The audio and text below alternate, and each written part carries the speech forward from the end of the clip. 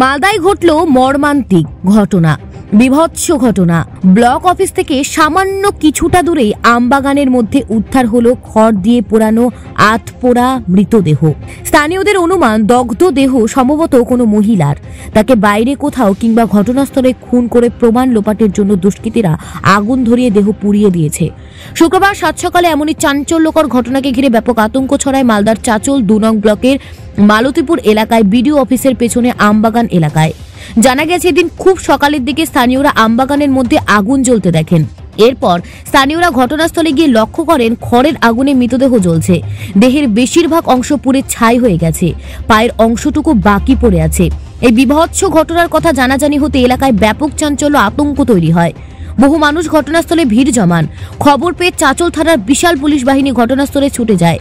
প্রথমে পুলিশ আধপোড়া দেহের অংশটুকু উদ্ধার করে ময়না তদন্তে পাঠায়। পরে ঘটনা তদন্ত শুরু করে। স্থানীয়দের অনুমান মৃতদেহটি কোনো মহিলার। তাকে দুষ্কৃতীরা বাইরে কোথাও কিংবা ঘটনাস্থলে খুন করে দেহে আগুন ধরিয়ে দিয়েছে।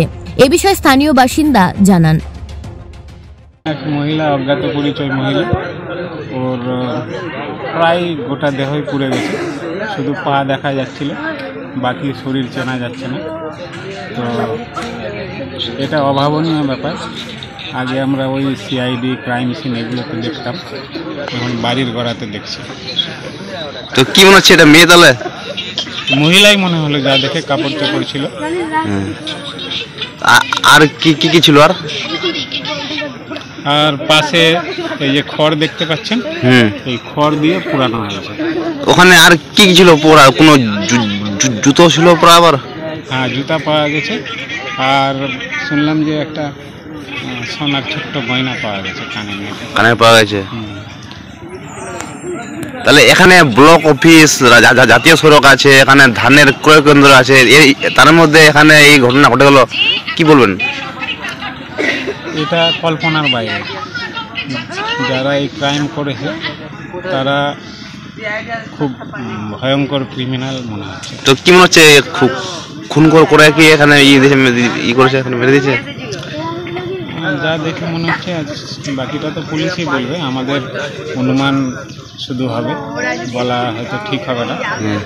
তো যা মনে হচ্ছে দেখে এখানে পুরোটা খুন হয়েছে বলে মনে হচ্ছে না, হয়তো বাইরে থেকে পড়ে এসে এখানে বাকিটা ফেলেছে, কিন্তু সাথে রক্ত আছে, রক্ত পড়ে আছে।